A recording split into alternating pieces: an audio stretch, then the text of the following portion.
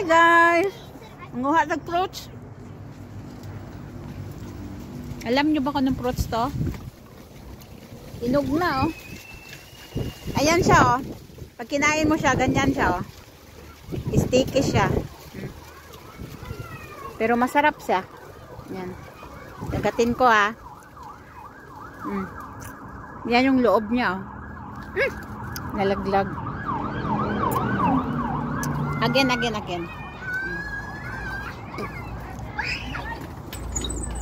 Ayan oh. Yan yung loob niya oh. Yan. Paboritong kainin ito ng matandang lalaki dito, yung boss, yung baba ni Madam.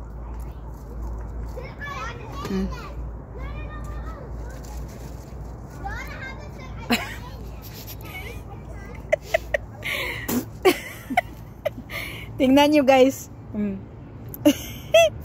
Pwede mo nang idikit sa ano, sa papel. Sticky siya. Ayan o. Manamis-namis siya na maasim-asim na mapakla. Ayan yung loob niya o. Ayan o.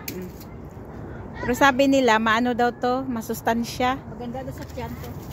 Ayan o. Dumikit siya o. May ulcer ka net, may ulcer. Yan o. Kain ng kain o. Kung may ulcer ka. Naku, kung grapes lang to, ubos na to sa akin. Kung may ulcer daw ka, maganda to. Ang dami oh.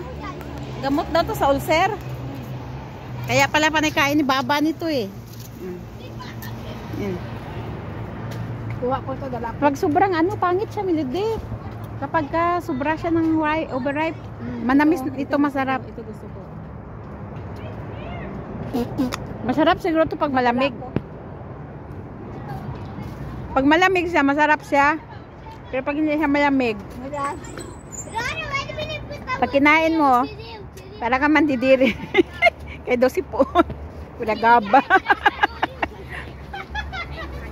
Para siyang sipon ba? Pura gaba. Oy, mura siyang sipon oh. Sticky siya oh. Ayan oh. You want to eat hamod?